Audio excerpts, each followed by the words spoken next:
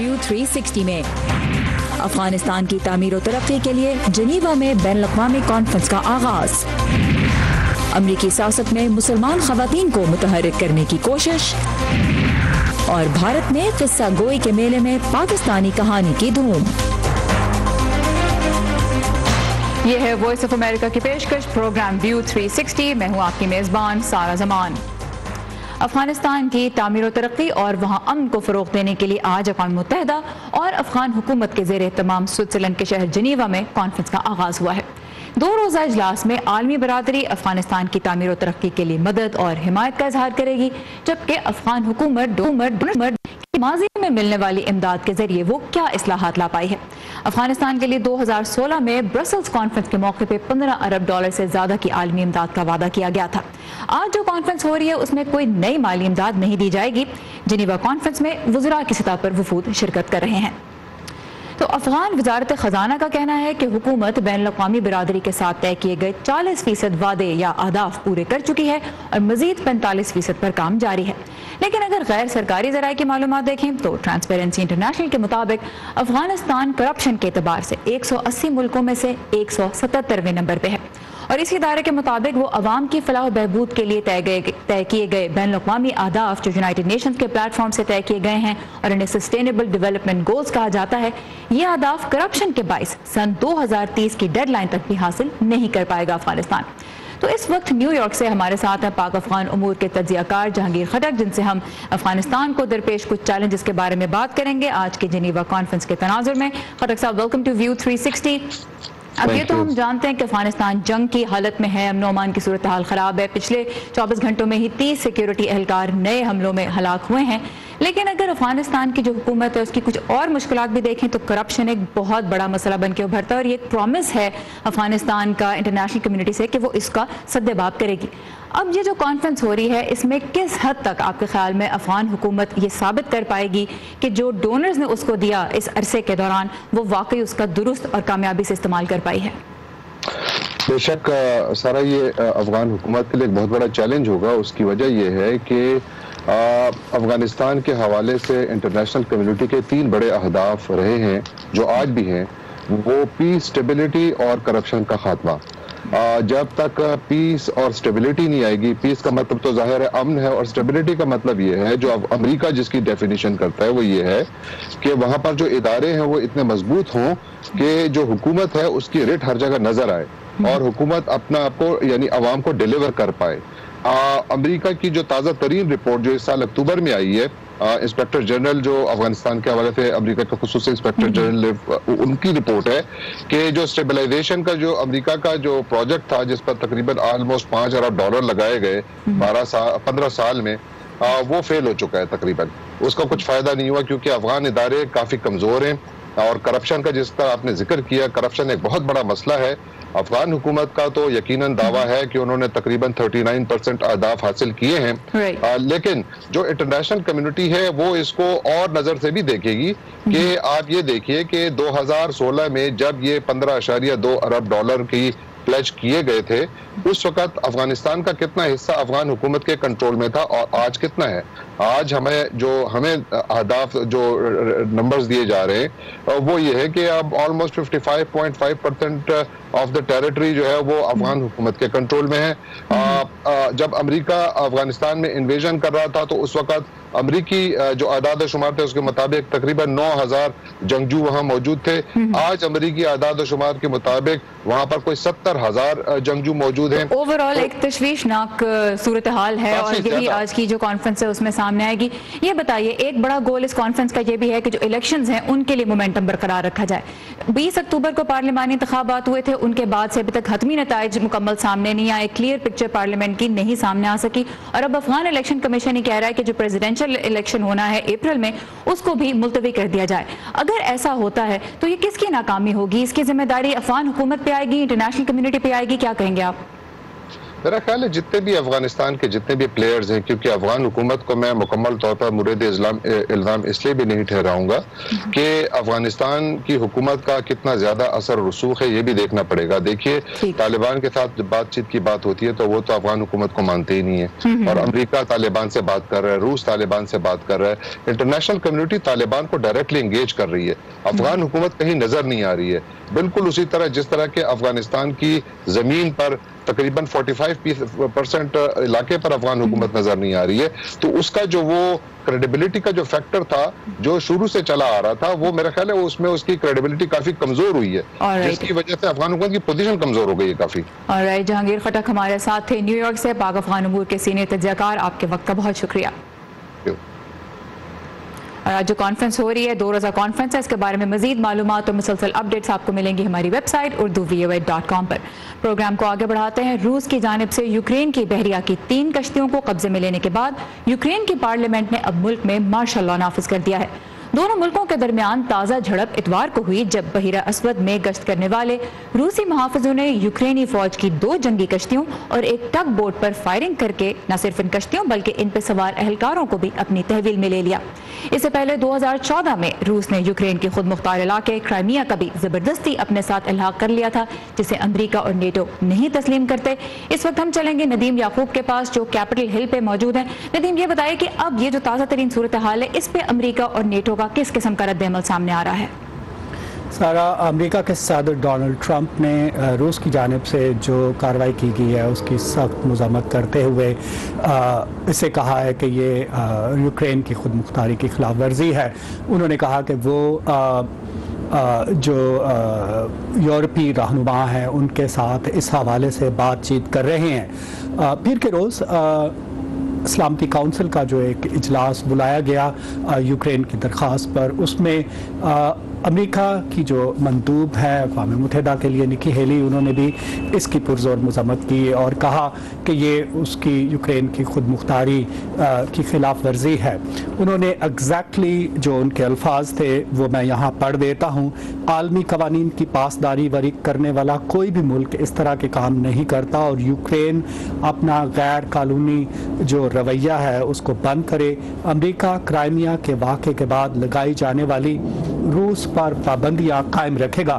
سلامتی کونسل کے جو بیشتر اراکین ہیں انہوں نے مطالبہ کیا ہے، اس واقعے کی مذمت کرتے ہوئے روس سے مطالبہ کیا ہے کہ وہ یوکرین کی کشتیاں اور تقریباً 2 درجن جو اہلکار ہیں ان کو فوری طور پر ریلیز کرے. اس بارے میں مزید تفصیلات دیکھتے ہیں اس رپورٹ میں.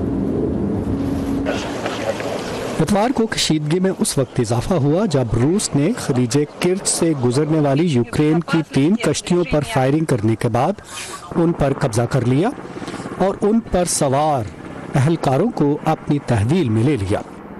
یوکرین نے کشتیوں اور ملاحوں کی فوری رہائی کا مطالبہ کیا ہے. اس کارروائی کے بعد یوکرین کے صدر نے ملک میں مارشل لاء لگانے کا اعلان کیا. ملک کا صدر اور یوکرین کی افواج کا کمانڈر ان چیف ہونے کے ناطے میں نے اپنی آئینی ذمہ داری پوری کی ہے اور کچھ گھنٹے پہلے میں نے ملک کے تمام علاقوں میں 28 نومبر کی صبح سے مارشل لاء نافذ کر دیا ہے. مگر یوکرین کی جنگی کشتیوں پر حملہ کر کے اس نے جارحیت کے نئے مرحلے میں قدم رکھا ہے. یوکرین کی پارلیمان نے صدر کے اقدام کی منظوری دی ہے. سن 2014 میں روس اور یوکرین کے درمیان کرائمیا کے تنازع کے بعد یہ پہلا موقع ہے کہ یوکرین نے اس طرح کا اقدام اٹھایا ہے. نیٹو اور مغربی ممالک نے روس کی مذمت کرتے ہوئے یوکرین کی حمایت کا اظہار کیا ہے. یوکرین کی کشتیوں اور اہلکاروں کے خلاف اس طرح کی فوجی طاقت کے استعمال کا کوئی جواز نہیں. ہم روس سے مطالبہ کرتے ہیں کہ وہ فوراً کشتیوں اور ملاحوں کو رہا کرے اور ہم پرسکون رہنے اور مزید کسی کارروائی سے پرہیز کا مطالبہ کرتے ہیں. روس کا کہنا ہے کہ یوکرین کی کشتیوں نے جان بوجھ کر اشتعال دلایا اور روسی وزیر خارجہ نے کہا ہے کہ یوکرین نے عالمی قوانین کی خلاف ورزی کی ہے. آئندہ سال مارچ میں یوکرین میں صدارتی انتخابات ہونے کو آئے اور تجزیہ کاروں کا کہنا ہے کہ اس مارشل لاء کی آڑ میں صدر پوروشینکو، جن کی مقبولیت انتہائی کا نچلے درجے پر ہے، انتخابی مہم پر اثر انداز ہونے کی کوشش کر سکتے ہیں. جی سارا. ندیم یعقوب ہمارے ساتھ ہے کیپٹل ہل سے. Thank you for this round up. Mexico की वजारत खारजा ने अमेरिका से सरहद पर उसकी सिमत में हथियारों के इस्तेमाल की मुकम्मल तहकीकात का मुतालबा किया है। वस्ती अमेरिका से पनाह की तलाश में अमेरिका दाखिल होने की कोशिश करने वालों पर इतवार के रोज अमेरिकी एहलकारों ने आंसू गैस इस्तेमाल की थी, जिससे बॉर्डर पे भगदड़ भी मच गई। अमेरिकी बॉर्डर सिक्योरिटी के एहलकारों का कहना है कि तारिकीन वतन ने उन पर हमला करने की कोशिश की थी। सदर ट्रंप ने भी आंसू गैस के इस्तेमाल का दिफा किया है, जबकि इंसानी हुकूक की तंजीमों की जानिब से ट्रंप इंतजामिया पर असाइलम प्रोग्राम को बंद करके तारिकीन वतन का मसनूई बहरान पैदा करने का इल्जाम लगाया जा रहा है। अमरीकी और मैक्सिकन एहलकारों ने गैर कानूनी तौर पर सरहद अबूर करने की कोशिश करने वाले दर्जनों अफराद को गिरफ्तार किया है। इस वक्त वस्ती अमरीका से तकरीबन 5000 अफराद पर मुश्तमिल काफिला बेहतर मौक़ों की तलाश में अमरीका में दाखिल होने का ख्वाहिशमंद है। आज के प्रोग्राम में आगे चलकर हम उन मर्दों के बारे में बात करेंगे जो जिनसी हिरास के शिकार होकर भी इसके खिलाफ आवाज नहीं उठा पा रहे, और आपको बताएंगे कि दुनिया के महफूज तरीन मुल्क कौन से हैं। दुनिया भर से अहम खबरों के लिए आप जब चाहें हमारी वेबसाइट urdu.voa.com पर लॉग ऑन कर सकते हैं, जहां इमरान खान की हुकूमत की 100 रोजा कारकर्दगी पर आपको स्पेशल रिपोर्ट्स मिलेंगी और इसके साथ साथ बहुत सी और दिलचस्प मालूमात भी। Touchdown confirmed.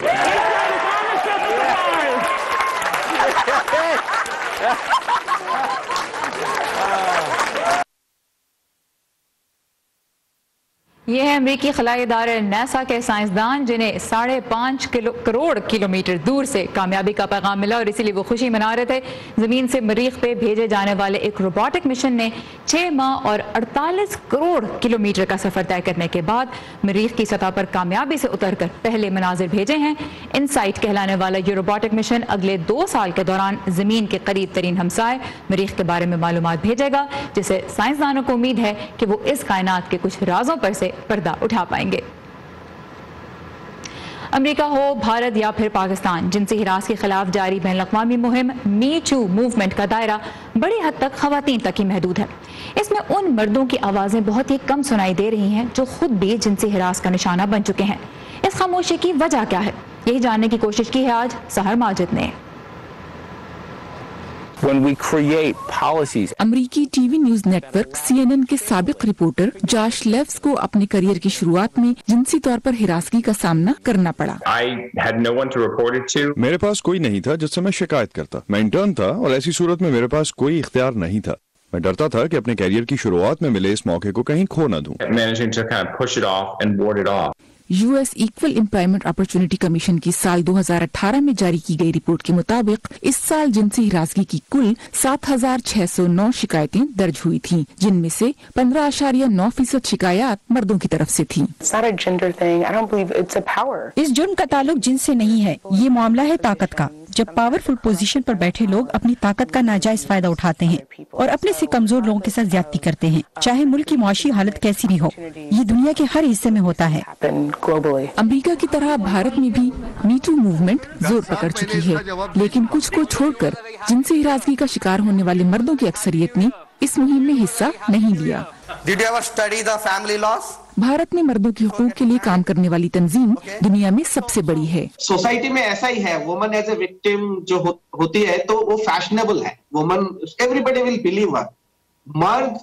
मर्द जो अपने आप को बोलता है कि मैं प्रताड़ित हूं और मैं विक्टिम हूं, तो ये बहुत बड़ा सा उसके लिए शर्म की बात होता है। Toxic masculinity, and it's this notion that जिस वक्त हम छोटे लड़कों की परवरिश कर रहे होते हैं और अगर वो चलते चलते रास्ते में गिर जाते हैं तो हम कहते हैं रोना नहीं, या फिर हम ऐसे अल्फाज इस्तेमाल करते हैं जैसे मर्द बनो, हिम्मत से काम लो, तुम्हें कुछ नहीं हुआ। और इस तरह हम मर्दों को अपने जज्बात और एहसासात जाहिर करने का हौसला नहीं देते, क्योंकि हम इसको नामर्दानगी का नाम देते हैं। to express their feelings. भारतीय हुकूमत ने 2013 में वर्क प्लेस हैरेसमेंट के खिलाफ एक कानून लागू किया था, लेकिन इस कानून ने महज खवातीन को ही तहफ़्फ़ुज़ फराहम किया। पाकिस्तान में भी 2010 में protection against harassment of women at the work place act लागू किया गया था। एडवोकेट अली चुगताई के मुताबिक इस कानून में मर्द और खवातीन दोनों को तहफ़्फ़ुज़ हासिल है, लेकिन इसमें भी कुछ खामियां रह गईं। सबसे बड़ी एक तो ये कि जी ये वर्क प्लेस में है सिर्फ, और दूसरी एरियाज में नहीं है। और सबसे बड़ी ये है कि जी जो हरासगी की जो डेफिनेशन जो है वो जिनसी हरासगी तक है सिर्फ, यानी जो जहनी हरासगी है या फिर नफ्सियाती हरासगी है उसको नहीं कवर किया गया।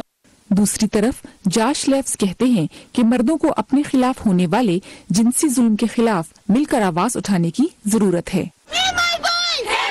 सहर Majid, voice of America, Washington. मर्दों की हमने बात की, खवातीन की आवाज़ ताकत के ऐवानों तक पहुंचे, इसके लिए ज़रूरी है कि वो खुद भी इन ऐवानों तक पहुंचें। इस नवंबर अमेरिका में मिड टर्म इलेक्शन के बाद पहली मरतबा 2 मुसलमान खवातीन रुकन कांग्रेस मुंतखब हुई हैं। मुख्तलिफ नशिस्तों पर भी मुल्क भर में इस नवंबर 100 से ज़ायद मुसलमान मैदान में उतरे। इस मंजिल तक पहुंचने में मुसलमानों की मकामी तंजीमों ने बहुत अहम किरदार अदा किया है और इन्हीं में से एक है रियासत मिनेसोटा में सरगर्म reviving the Islamic sisterhood for empowerment या राइज। अंजुमन आप्टे बता रहे हैं कि ये तंजीम मुसलमान खवातीन को किस तरह मुतहरिक कर रही है। मिनियापोलिस शहर से इल्हान उमर के अमरीकी कांग्रेस के लिए कामयाबी से मुसलमान खवातीन के हुकूक के लिए काम करने वाली तंजीमें काफी खुश हैं। ऐसी ही एक तंजीम है reviving the Islamic sisterhood for empowerment या राइज। अपने नुमाइंदों को जमहूरियत का पहला सबक पढ़ाने का क्रेडिट राइज इल्हान को देती है। हमारे एक सिविक एंगेजमेंट सेशन में इल्हान उमर मौजूद थी। इस वक्त वो रियासत मिनेसोटा के ईवान नुमाइंदगान की रुकनियत की उम्मीदवार थी। उन्होंने इस सेशन में हमें कहा कि जाकर कॉकस में हिस्सा लें। हमें इसके मायने भी नहीं मालूम थे, तो इसके बाद हमने कॉकस के बारे में एक तरबियत का इंतजाम किया और उसके बाद डेलीगेट ट्रेनिंग। तो हकीकतन ये वही थी जिन्होंने हमें सियासत में हिस्सा लेना सिखाया। पिछले 2 सालों से राइज वोटर रजिस्ट्रेशन और लीडरशिप ट्रेनिंग जैसे कई प्रोग्राम्स चलाकर मिनियापोलिस के इलाके में बसी इमिग्रेंट मुसलमान खवातीन को अमरीकी सियासत में शरीक कर रही है।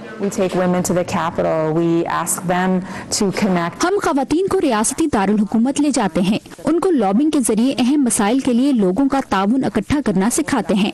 इन मसाइल में असलहे के जिम्मेदाराना इस्तेमाल के लिए और जिनसी जराइम के खिलाफ मौसर कवानीन की मंजूरी जैसे मामलात शामिल हैं और वो मामलात भी जो मुसलमान खवातीन के लिए अहम हैं।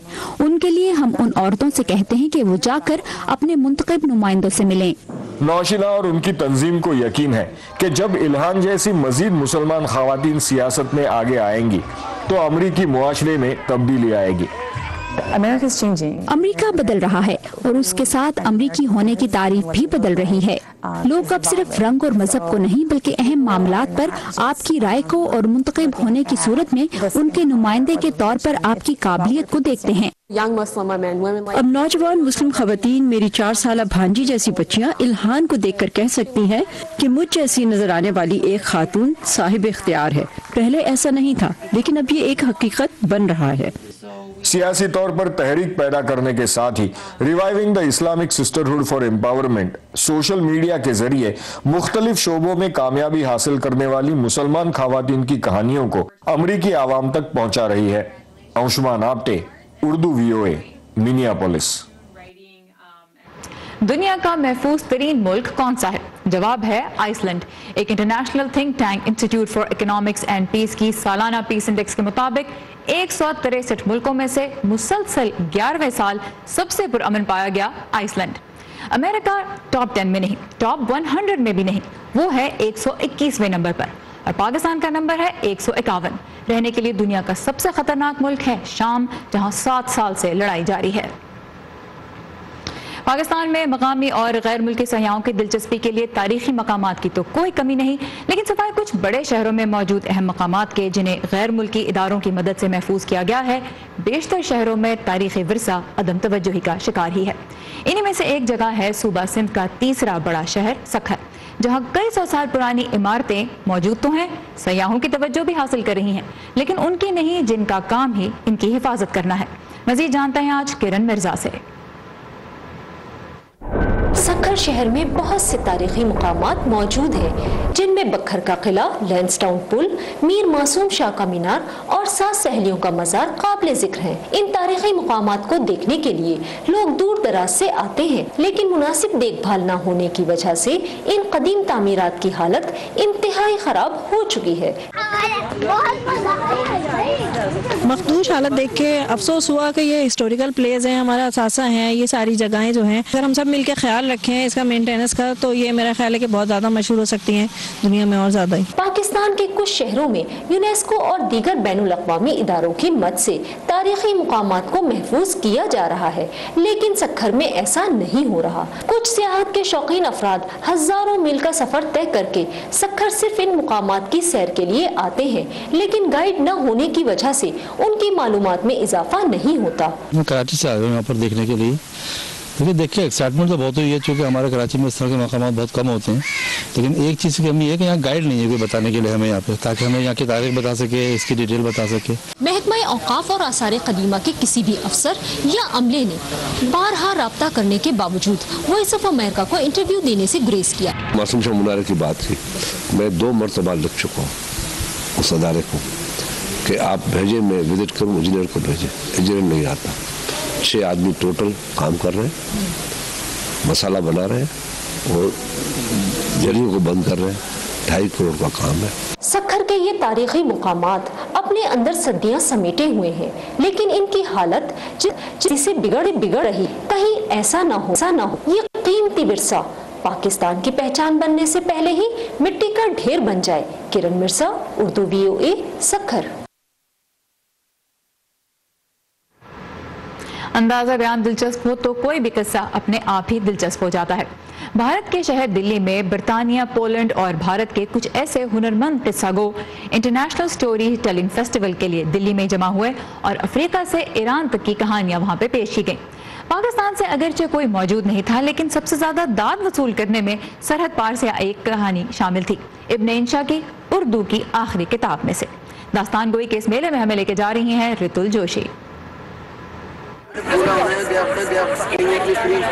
نئی دلی کے Indira Gandhi national centre for the arts میں جمع ہوئی یہ بھیڑ بتاتی ہے کہ ایک اچھی کہانی کی کشش کسی بھی عمر میں کم نہیں ہوتی۔ انٹرنیشنل سٹوری ٹیلنگ فیسٹیول کتھاکار کے 8ویں ایڈیشن میں چھوٹے بڑے سب آئے۔ موبائل سے کمپیوٹر تک اس نئے زمانے میں قصے کہانیاں سننے سنانے کے ذریعے بھی نئے ہو گئے ہیں۔ Owner, respect, king Vikram.